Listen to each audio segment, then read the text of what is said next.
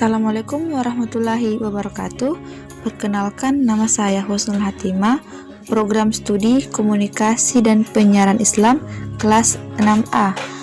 Nah, adapun materi yang akan saya bahas pada kesempatan video kali ini yaitu tentang rekayasa sosial pada perspektif dakwah.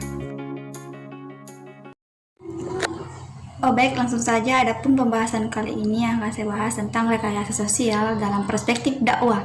Nah, yang pertama itu ada tentang rekayasa sosial dalam perspektif dakwah. Rekayasa sosial merupakan strategi yang efektif dalam mengajak manusia untuk memahami, menghayati, dan mengamalkan ajaran-ajaran Islam. Rekayasa sosial menurut pengertian umum merupakan suatu rekayasa atau cara yang digunakan untuk mengubah kondisi masyarakat dari perbuatan yang menyimpang maupun ke perbuatan kebaikan. Hal ini dijelaskan dalam surah Al-Ra'd ayat 11 yang artinya, sesungguhnya Allah tidak mengubah keadaan sesuatu kaum sehingga mereka mengubah apa yang terdapat dalam diri mereka sendiri. Dari ayat di atas dijelaskan bahwa suatu kondisi masyarakat yang mengalami hal baik maupun buruk itu Allah tidak akan mengubah segala hal dalam perbuatan tersebut. Maka seseorang itu harus melakukan perubahan terhadap apa yang dilakukannya. Nah, yang kedua itu ada metode dalam rekayasa sosial. Metode dalam rekayasa sosial merupakan metode sosial di sini terbagi menjadi 4 macam, yaitu ada yang pertama ada tablik. Nah, tablik artinya menyampaikan sesuatu kepada orang lain. Nah, pengertian tablik merupakan proses penyampaian informasi yang berupa pesan agama melalui wahyu dan hadis kepada orang lain.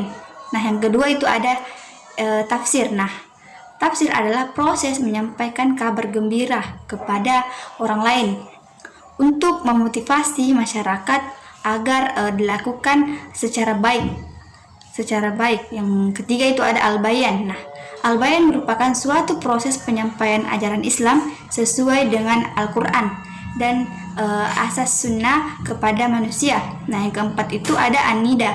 Nah, an-nida ini merupakan ajakan kepada umat Islam untuk menjalankan syariat Islam melalui seorang dai. Nah, materi selanjutnya itu ada kondisi sosial yang perlu diubah. Nah, kondisi sosial yang perlu diubah terdapat beberapa ungkapan dalam Al-Quran yang digunakan untuk mengungkapkan kondisi sosial pada masyarakat yang perlu diubah. Diantaranya yang artinya alif lam ro ini adalah kitab yang kami turunkan kepadamu supaya kamu mengeluarkan manusia dari gelap gulita kepada cahaya yang terang benderang dengan izin Tuhan mereka, yaitu menuju jalan Tuhan yang maha perkasa lagi maha terpuji.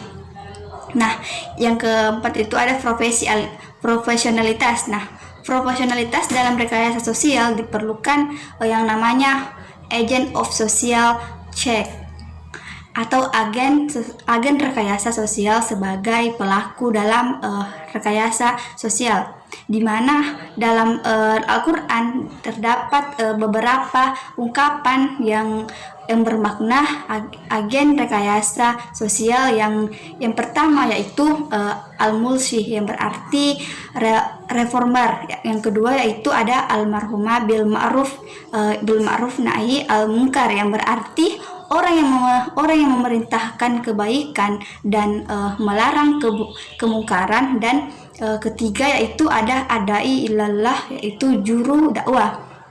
Nah, yang terakhir itu ada sumber daya manusia. Nah, sumber daya manusia meledaknya sumber ilmu pengetahuan unrendam teknologi pada saat ini hanya sebagai orang yang paham akan teknologi informasi. Nah, upaya yang harus dilakukan saat ini yaitu dai yang membekali output dengan keterampilan penggunaan teknologi informasi. Nah, yang kedua itu ada pemberian materi teknologi informasi dan dakwah. Hal ini dilakukan untuk mencapai kebutuhan fisik, misi dan tujuan dakwah.